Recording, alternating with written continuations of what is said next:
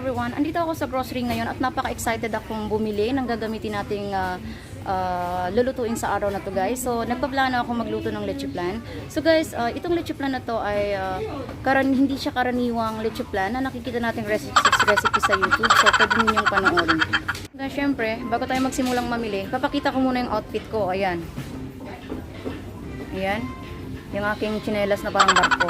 Ayan. So, tara na! Guys, una, bili tayo ng itlog. Ayan.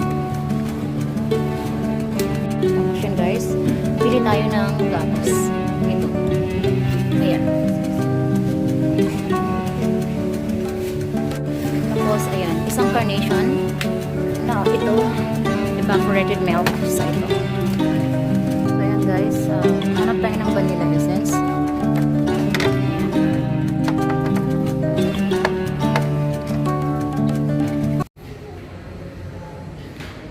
So ayan guys, dahil tapos na tayong mag-grocery, tara uwi na tayo. So ayan guys, simulan na natin ang paggawa ng lecheflan. So ito yung ating mga kakailanganin.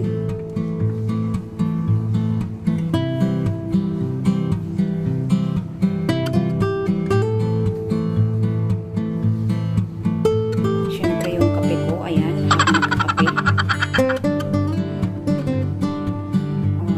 Foil na pangtakip.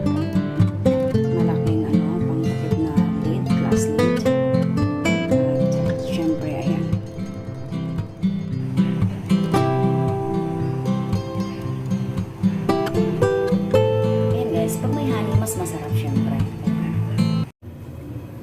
Ayan, crack the egg. Dahil matigas ang itlog, pukpukin natin ng 3 beses.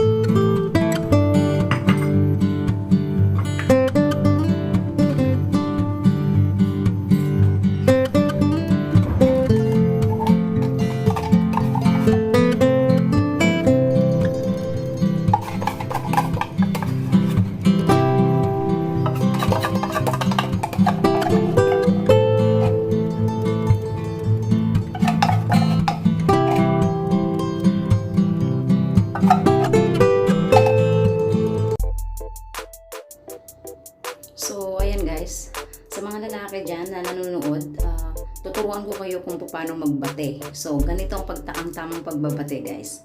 Ayan, batihin siya ng batihin. Hanggang ayan. Sige lang, basta babatihin nyo lang siya. Bati lang tayo ng bati. Ayan. Ganito ang tamang pagbabate.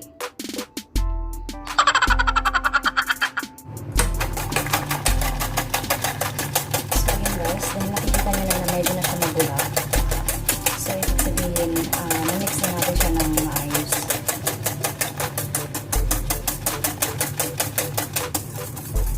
Ayan.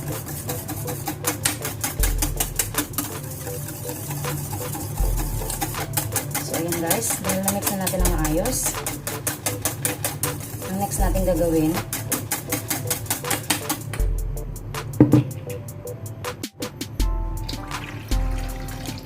ng tubig. Ayan.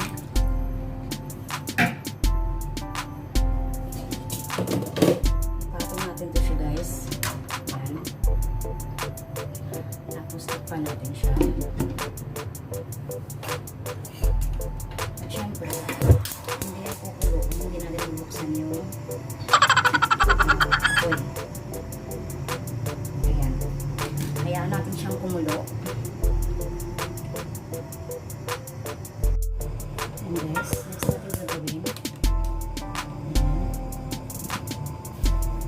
Mag-melt tayo nito ng asukal.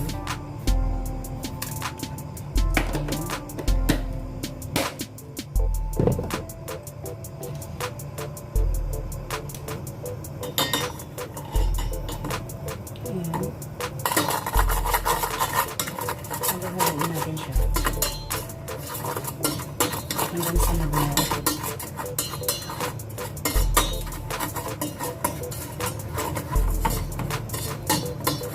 Yan guys, makikita nyo naman, diba, melt na siya.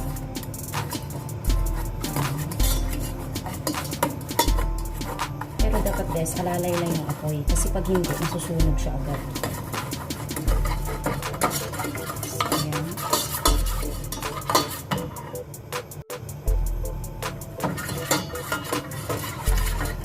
So, ayan guys, nag-melt na siya. So, ayan na siya. So, ayan. So, ayan guys. Ganyan na siya. Ayan guys, pagkatapos yung nalagyan ng ganyan, nag-melt yung asukal dyan, pwede natin siyang palamigin ng sandali. So, ayan guys, usually sa mga gumagawa ng lecheflan, itlog lang siya, wala siyang parang decoration sa ibabaw. So, ngayon meron tayong ganito. Ito yung pinaka-twist ng aking lecheflan. So, ilalagay natin to. Ganyan. Konti lang. Ayan. May nuts. Ayan. Ayan siya. So, ayan. Ilagay natin siya ng ganyan. Pagkatapos yan, maglagay tayo nito.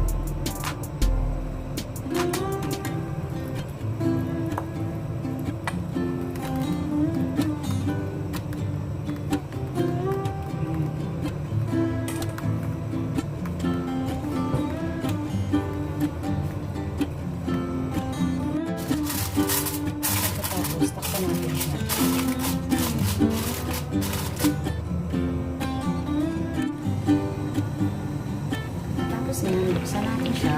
Dahil siya kumukulo na. Ilagay na natin siya. At pan.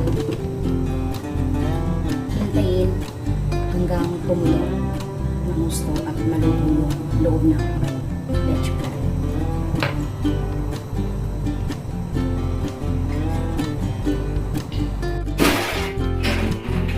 Guys, balikan natin siya. Iniwan ko siya kanina guys. Hindi ko na siya nilagyan ng time kung ilang minuto siya bago maluto. So basta nilagay ko lang siya dyan, kumulo. Pag once na yung tubig ay bumaba na, kumbaga sa Bisaya, hubas na, ibig sabihin, luto na yan. So ayan, tanggalin natin siya guys. So ayan guys, alis na natin siya.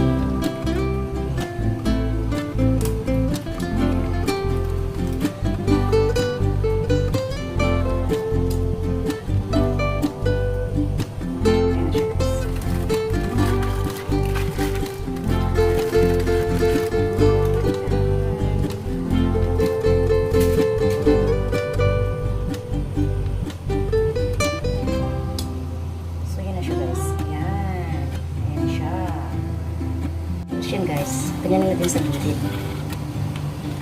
Ayan, nasira ko na. Ayan. Ayan siya guys. Ayan, tingnan nyo, naghihiwalay siya, diba? So, ayan. Tapos yan, ganyan natin siya. Ganon. At mainit. Sabot. Ayan. Ayan guys. So, gawin natin. Balik na rin natin siya ng ganyan. Ayan. Tapos yan, tanggalin natin siya ng dahan-dahan. Oh, diba? My lecheflan. Yan! Ayan guys. Kaya ako tinawag na leche ang flan. Kasi ayan, hindi siya makinis. Ayan. Pero masarap yan siya guys. Ano lang siya. Nasobrahan lang yata sa pagkaluto. Kasi ang dami ng tubig na nilagay ko kanina. Tapos hinabayaan ko hanggang sa lumit ng tubig. Kaya sumobra yan siya sumobra sa luto. Kaya ganyan siya.